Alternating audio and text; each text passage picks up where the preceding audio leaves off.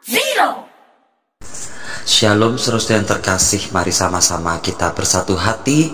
Kita menggunakan waktu ini untuk merenungkan firman Tuhan. Tapi sebelumnya mari sama-sama kita berdoa. Kami berterima kasih ya Bapa untuk waktu yang begitu indah yang Kau berikan kepada kami saat ini.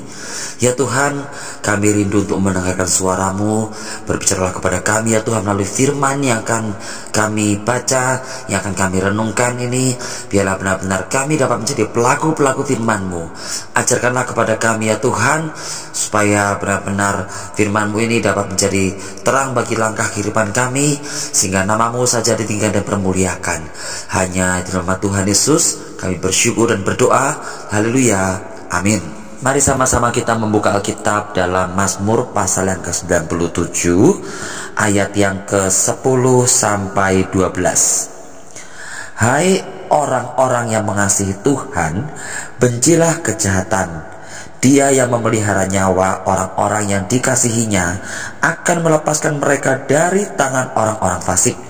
Terang sudah terbit bagi orang benar, dan sukacita bagi orang-orang yang tulus hati. Bersukacitalah karena Tuhan, hai orang-orang benar, dan nyanyikanlah syukur bagi namanya yang kudus. Amin. Dari keseluruhan pasal 97 dimulai dari ayat yang pertama sampai ayat yang ke-12 ini sudah sangat jelas menerangkan bahwa Tuhan adalah Raja atas segala sesuatu, atas alam semesta, atas segala sesuatu yang ada. Kekuasaannya, kekuatannya begitu dahsyat, begitu luar biasa. Dan Tuhan sebagai Raja, Tuhan sebagai Allah, itu adalah Tuhan yang kita sembah. Kemudian diungkapkan di ayat yang ke-10, hai orang-orang yang mengasihi Tuhan, bencilah kejahatan. Kalau saudara-saudara teliti lagi, sebenarnya tidak pernah firman Tuhan mengajarkan kita untuk membenci manusia, tetapi dikatakan bencilah kejahatan, bencilah hal yang jahatnya. Karena apa? Firman Tuhan sudah sangat jelas untuk kita mengasihi sesama manusia, bahkan juga mengasihi musuh kita, dan berdoa bagi mereka yang menganiaya, yang menista, yang mencela kita.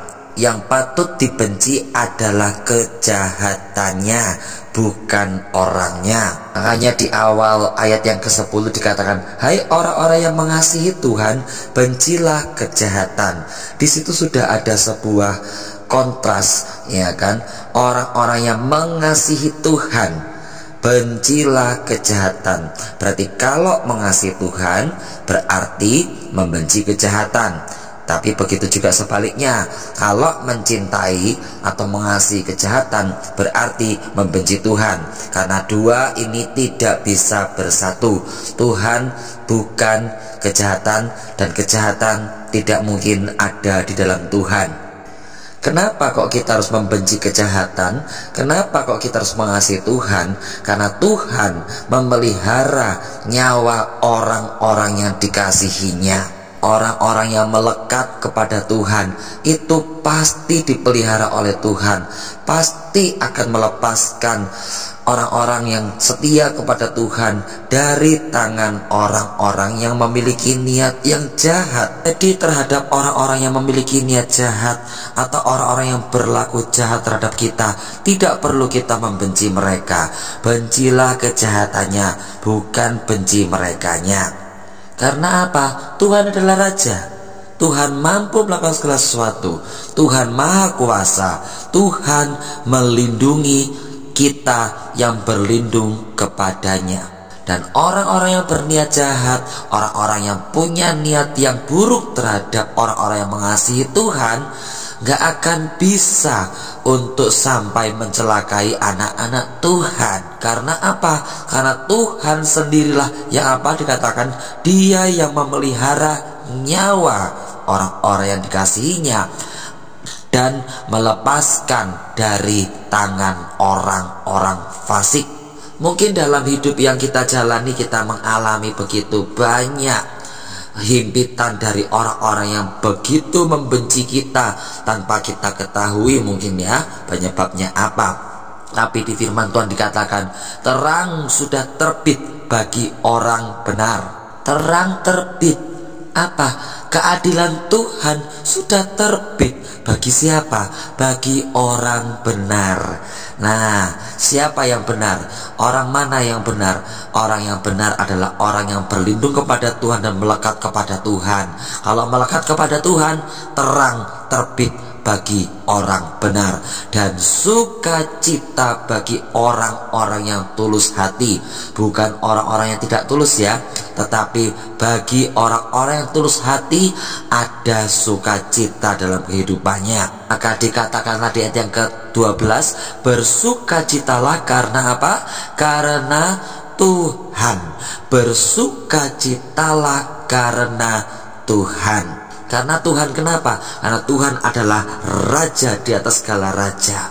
Dan Tuhan yang menegakkan keadilan bagi kita yang berlindung, bagi kita yang melekat kepadanya. Bersukacitalah karena Tuhan, hai orang-orang benar, dan nyanyikanlah syukur bagi namanya yang kudus. Orang yang hidup benar pasti dilindungi oleh Tuhan, dan pasti hidupnya pun juga bersukacita.